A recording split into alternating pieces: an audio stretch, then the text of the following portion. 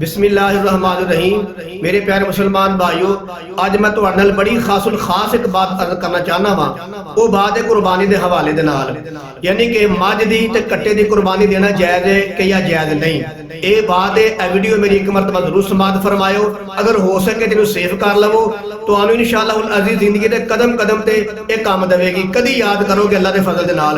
ते जेड़े मौलवी आंदे ना मझ ते कट्टे दी कुर्बानी जायज़ नहीं हुंदी, इंशाअल्लाह अज़ीज़ तुसीं उन्हां नूं बड़े तहम्मुल दे नाल, इफ़ाम तफहीम दे नाल ते कुरान और हदीस दे दलाइल नाल तुसीं इंशाअल्लाह साबित कर सकोगे, उन्होंने लाजवाब कर सकोगे कि मझ ते कट्टे दी कुर्बानी देना जायज़ है। जो मौसम आता कुर्बानी का, तो बाद हवाबी जिहड़े ने वो चैनलों ते बह के या मंडियां के अंदर जाके लोगों के ईमान खराब करते हैं, लोगों के यकीन खराब करते हैं, लोगों की कुर्बानियां खराब करते हैं और कुरान का हवाला दे के आंदे ने वेखो जी एड़े 8 जानवर ने, सिर्फ इन्हां दी कुर्बानी देना जायज़ है, मझ ते कट्टे की कुर्बानी देना जायज़ नहीं। मैं तां कह रहा मेरे प्यारे मुसलमान भाइयों, एक मरतबा वीडियो जरूर देखियो।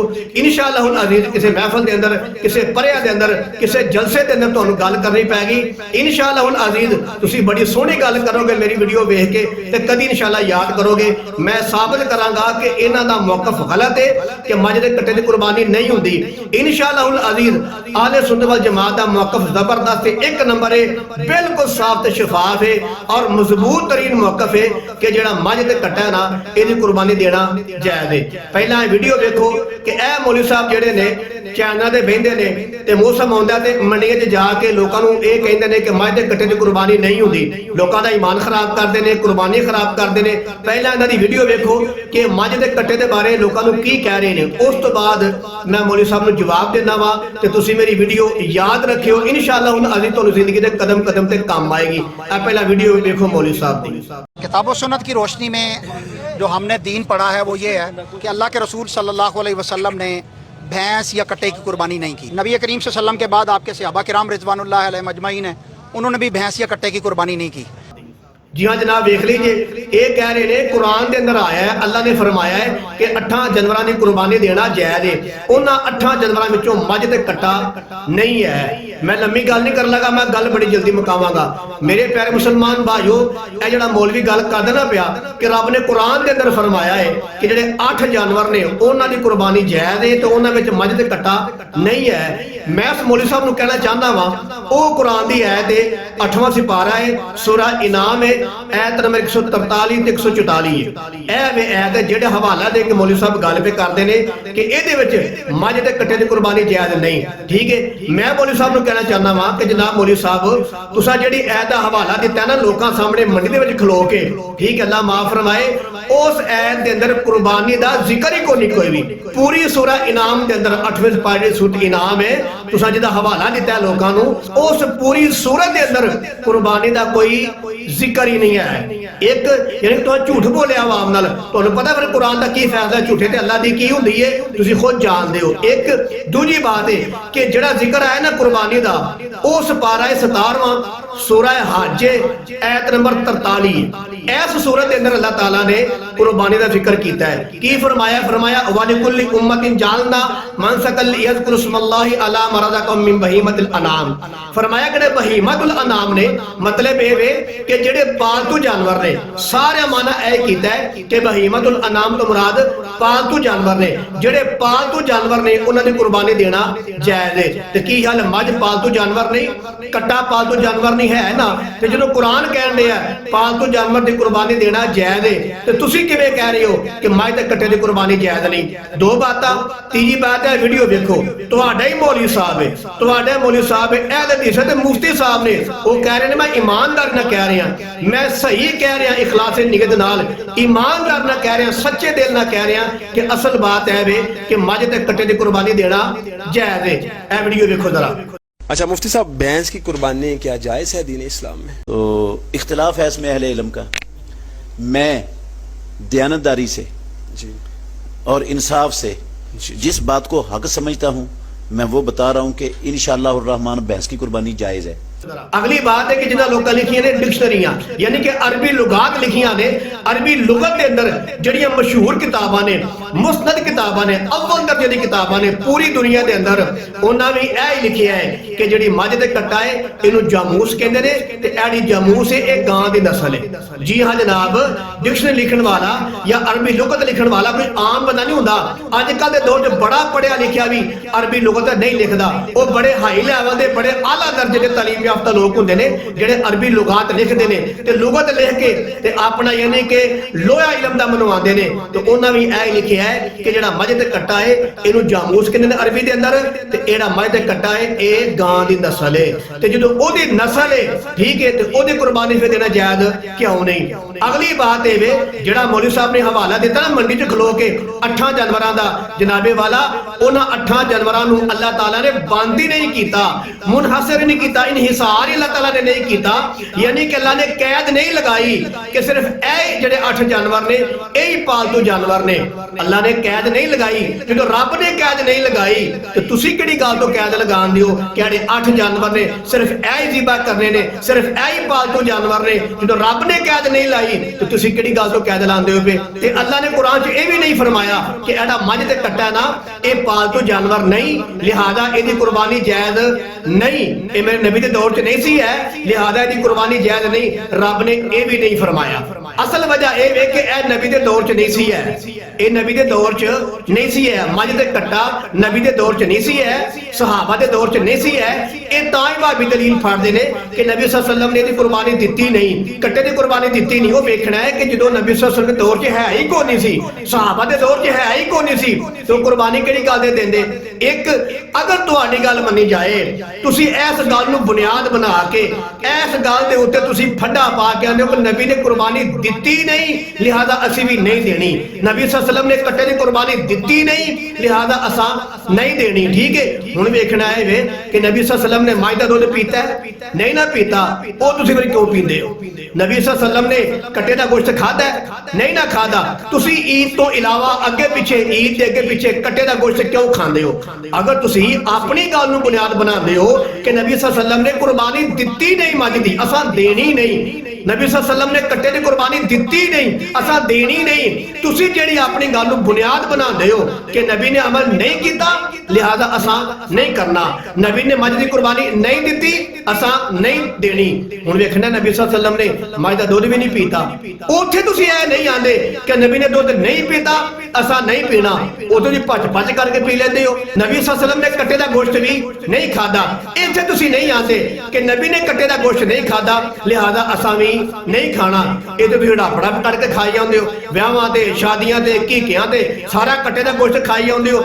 ਇੱਥੇ ਤੁਸੀਂ ਨਹੀਂ ਆਂਦੇ ਕਿ ਨਬੀ ਨੇ ਨਹੀਂ ਖਾਦਾ ਅਸਾਂ ਨਹੀਂ ਖਾਣਾ, ਨਬੀ ਸੱਲੱਲਾਹੁ ਅਲੈहि ਵਸੱਲਮ ਨੇ ਮੱਝ ਦਾ ਦੁੱਧ ਨਹੀਂ ਪੀਤਾ ਅਸਾਂ ਨਹੀਂ ਪੀਣਾ। ਇੱਥੇ ਤੁਸੀਂ ਇਹ ਗੱਲ ਨਹੀਂ ਕਰਦੇ, ਲੇਕਿਨ ਕੁਰਬਾਨੀਆਂ ਦੇ ਚਾਹ ਕੇ ਲੋਕਾਂ ਦਾ ਈਮਾਨ ਖਰਾਬ ਕਰਨ ਵਾਸਤੇ, ਲੋਕਾਂ ਦਾ ਯਕੀਨ ਖਰਾਬ ਕਰਨ ਵਾਸਤੇ, ਲੋਕਾਂ ਦੀਆਂ ਕੁਰਬਾਨੀਆਂ ਖਰਾਬ ਕਰਨ ਵਾਸਤੇ ਇਹ ਵਾਹਬੀ ਆਂਦੇ ਨੇ ਨਬੀ ਨੇ ਨਹੀਂ ਕੀਤਾ ਤੇ ਅਸੀਂ ਕਿਉਂ ਕਰੀਏ। ਤੇ ਮੈਂ ਕਹਿੰਦਾ ਕਿ ਨਬੀ ਨੇ ਮੱਝ ਦਾ ਦੁੱਧ ਵੀ ਨਹੀਂ ਪੀਤਾ, ਤੁਸੀਂ ਕਿਹੜੀ ਗੱਲ ਤੋਂ ਪੀਂਦੇ ਮਰਦੇ ਹੋ। ਨਬੀ ਸੱਲੱਲਾਹੁ ਅਲੈहि ਵਸੱਲਮ ਨੇ ਕੱਟੇ ਦਾ ਗੋਸ਼ਤ ਵੀ ਨਹੀਂ ਖਾਦਾ, ਤੁਸੀਂ ਕਿਹੜੀ ਗੱਲ ਤੋਂ ਖਾਂਦੇ ਮਰਦੇ ਹੋ। ਫਿਰ ਅੱਗੋਂ ਭਲਾ ਕੀ ਕਹਿਣਗੇ, ਨਬੀ ਨੇ ਮਨਾ ਤੇ ਨਹੀਂ ਫਰਮਾਇਆ, ਨਬੀ ਨੇ ਮਨਾ ਤੇ ਨਹੀਂ ਫਰਮਾਇਆ। ਤੇ ਉਹ ਗੱਲ ਅਸੀਂ ਕਰਨੇ ਆ, ਨਬੀ ਸੱਲੱਲਾਹੁ ਅਲੈहि ਵਸੱਲਮ ਨੇ ਮੱਝ ਦੀ ਕੁਰਬਾਨੀ ਮਨਾ ਤੇ ਨਹੀਂ ਫਰਮਾਈ, ਨਬੀ ਸੱਲੱਲਾਹੁ ਅਲੈहि ਵਸੱਲਮ ਨੇ ਕੱਟੇ ਦੀ ਕੁਰਬਾਨੀ ਮਨਾ ਤੇ ਨਹੀਂ ਫਰਮਾਈ। ਜਿਵੇਂ ਤੁਸੀਂ ਆਂਦੇ ਹੋ ਦੁੱਧ ਪੀਣ ਵਾਸਤੇ ਨਬੀ ਨੇ ਮਨਾ ਨਹੀਂ ਫਰਮਾਇਆ ਤਾਂ ਅਸੀਂ ਪੀਨੇ ਆ, ਨਬੀ ਨੇ ਕੱਟੇ ਦਾ ਗੋਸ਼ਤ ਮਨਾ ਨਹੀਂ ਫਰਮਾਇਆ ਤਾਂ ਅਸੀਂ ਖਾਣੇ ਆ।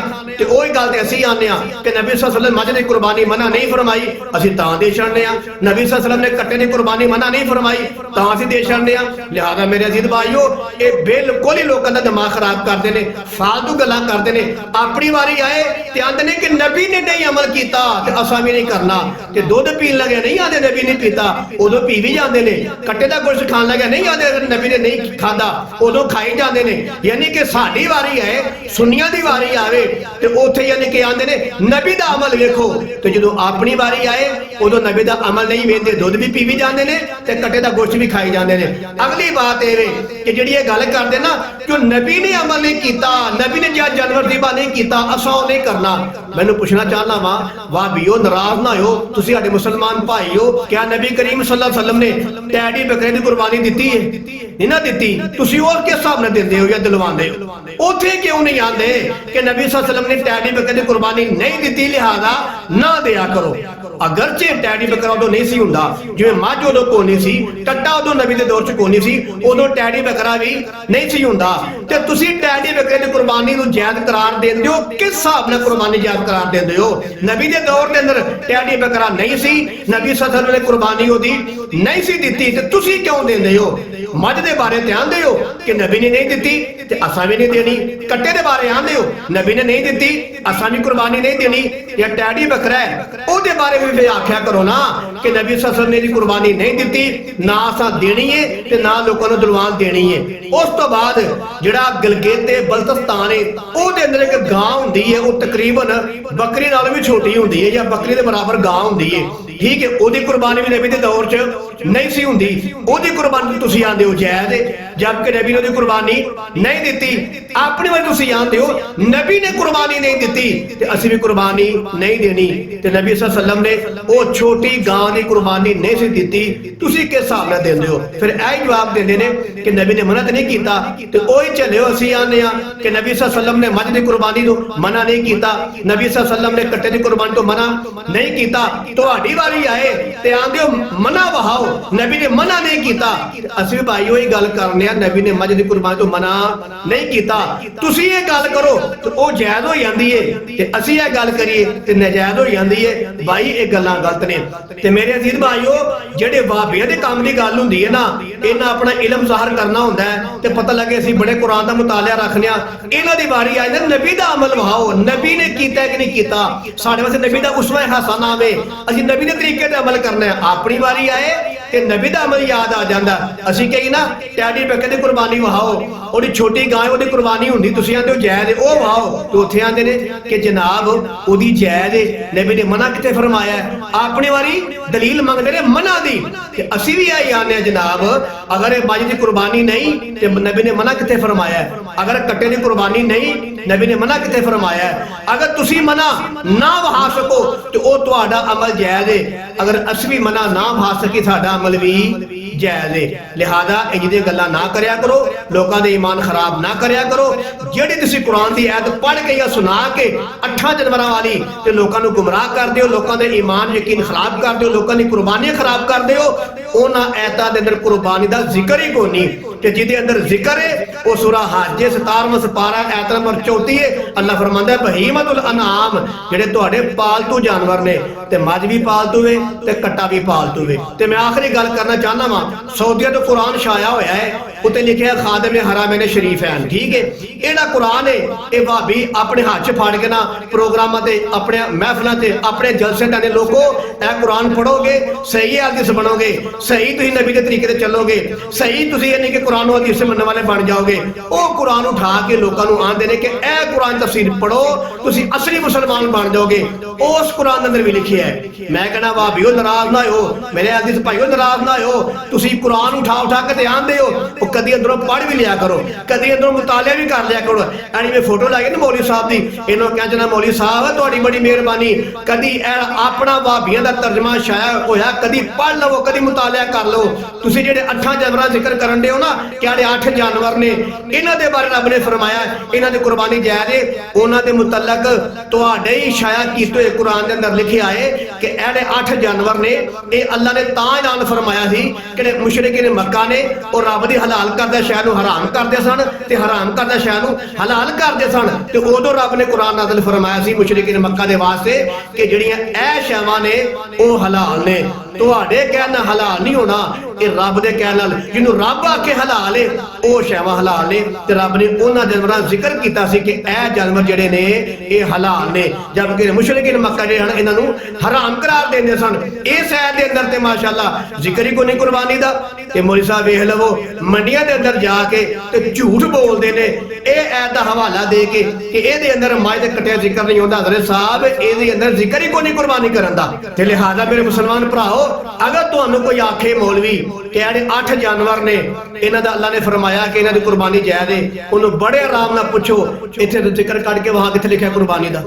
ਉੱਥੇ ਜ਼ਿਕਰ ਹੀ ਕੋਈ ਨਹੀਂ ਕੁਰਬਾਨੀ ਦਾ, ਪੂਰੀ ਸੂਰਤ ਦੇ ਅੰਦਰ ਜ਼ਿਕਰ ਕੋਈ ਨਹੀਂ ਕੁਰਬਾਨੀ ਦਾ। ਇਹ ਮੌਲਵੀ ਜਿਹੜਾ ਅੱਲਾਹ ਮਾਫ ਫਰਮਾਏ ਹਰ ਸਾਲ ਖਾਨਿਆਂ 'ਚ ਜਾ ਕੇ ਲੋਕਾਂ ਦਾ ਈਮਾਨ ਖਰਾਬ ਕਰਦਾ ਹੈ। ਇਹਨੂੰ ਪੁੱਛੋ ਜ਼ਰਾ, ਜਦੋਂ ਤੁਹਾਨੂੰ ਮਿਲੇ ਇਹਨੂੰ ਪੁੱਛੋ ਜ਼ਰਾ ਕਿ ਆੜੀ ਟੈਡੀ ਬੱਕੇ ਦੀ ਕੁਰਬਾਨੀ ਦਿੰਦੇ ਹੋ, ਇਹਦਾ ਕੋਈ ਹਵਾਲਾ ਵਹਾਓ। ਹਾਂ, ਨਬੀ ਨੇ ਫਰਮਾਇਆ ਹੋਏ, ਤੁਸੀਂ ਨਬੀ ਦੀ ਗੱਲ ਕਰਦੇ ਹੋ ਨਾ, ਨਬੀ ਨੇ ਅਮਲ ਕੀਤਾ ਸੀ ਉਹ ਲਵਾਂਗੇ। ਕਿਆ ਨਬੀ ਸੱਲੱਲਾਹੁ अलैहि वसल्लम ਨੇ ਟੈਡੀ ਬੱਕੇ ਦੀ ਕੁਰਬਾਨੀ ਦਿੱਤੀ ਹੈ? ਕਿਆ ਨਬੀ ਸੱਲੱਲਾਹੁ अलैहि वसल्लम ਨੇ ਉਹਦੀ ਬਲਤਸਤਾਨ 'ਚ ਛੋਟੀ ਜਿਹੀ ਗਾਂ ਹੁੰਦੀ ਹੈ ਉਹਦੀ ਕੁਰਬਾਨੀ ਦਿੱਤੀ ਹੈ? ਪੁੱਛੋ ਜ਼ਰਾ ਭਾਬੀਆਂ ਨੂੰ, ਅਗਰ ਨਹੀਂ ਦਿੱਤੀ, ਨਬੀ ਨੇ ਅਮਲ ਨਹੀਂ ਕੀਤਾ, ਤਾਂ ਤੁਸੀਂ ਕਿਉਂ ਆਂਦੇ ਹੋ ਜਾਇਜ਼ ਹੈ? ਉਂਝ ਤਾਂ ਤੁਸੀਂ ਆਂਦੇ ਹੋ ਅਸੀਂ ਨਬੀ ਦਾ ਅਮਲ ਲੈਣਾ ਹੈ, ਜੋ ਨਬੀ ਨੇ ਕੀਤਾ ਉਹ ਕਰਨਾ ਹੈ। ਨਬੀ ਨੇ ਟੈਡੀ ਬੱਕੇ ਦੀ ਕੁਰਬਾਨੀ ਨਹੀਂ ਕੀਤੀ, ਤੁਸੀਂ ਕਿਉਂ ਕਰਦੇ ਹੋ? ਨਬੀ ਸੱਲੱਲਾਹੁ अलैहि वसल्लम ਨੇ ਛੋਟੀ ਗਾਂ ਦੀ ਕੁਰਬਾਨੀ ਨਹੀਂ ਕੀਤੀ, ਉਹਦੀ ਬਲਤਸਤਾਨ 'ਚ ਪਾਈ ਜਾਂਦੀ ਹੈ, ਤੁਸੀਂ ਕਿਉਂ ਆਂਦੇ ਹੋ ਕੋ ਜਾਇਜ਼ ਹੈ? ਆਪਣੀ ਵਾਰੀ ਆਏ ਤੇ ਆਂਦੇ ਹੋ ਜਾਇਜ਼ ਹੈ, ਸਾਡੀ ਵਾਰੀ ਹੈ ਤੇ ਆਂਦੇ ਹੋ ਨਬੀ ਦਾ ਅਮਲ ਵਹਾਓ, ਤੇ ਤੁਸੀਂ ਨਬੀ ਦਾ ਅਮਲ ਨਹੀਂ ਵਹਾ ਸਕਦੇ। ਅਸਲ ਬਾਤ ਇਹ ਵੇ, ਇਹ ਲੋਕਾਂ ਦੇ ਦਿਮਾਗ ਖਰਾਬ ਕਰਦੇ ਨੇ, ਲੋਕਾਂ ਦੇ ਨਜ਼ਰੀਏ, ਲੋਕਾਂ ਦੇ ਅਕੀਦੇ, ਲੋਕਾਂ ਦੀ ਕੁਰਬਾਨੀਆਂ ਖਰਾਬ ਕਰਦੇ ਨੇ। ਤੇ ਬਰਾਏ ਮਿਹਰਬਾਨੀ ਇਹਨਾਂ ਲੋਕਾਂ ਦੀ ਗੱਲ ਨਾ ਮੰਨਿਆ ਕਰੋ। ਤੇ ਲਿਹਾਜ਼ਾ ਬਕੌਲ ਇਹਨਾਂ ਦੇ ਮੁਫਤੀਆਂ ਨੇ ਕਰਾਮ ਦੇ ਮੱਝ ਦੇ ਕੱਟੇ ਦੀ ਕੁਰਬਾਨੀ ਵੀ ਜਾਇਜ਼ ਹੈ। ਲਿਹਾਜ਼ਾ ਮੇਰੀ ਦਿਲੀ ਦੁਆ ਹੈ ਕਿ ਅੱਲਾਹ ਤਾਲਾ ਮੈਨੂੰ ਤੇ ਤੁਹਾਨੂੰ ਕੁਰਾਨ और हदीस ਨੂੰ ਸਹੀ ਸਮਝ ਕੇ ਉਹਦੇ ਉੱਤੇ ਅਮਲ ਕਰਨ ਦੀ ਤੌਫੀਕ ਨਸੀਬ ਫਰਮਾਏ।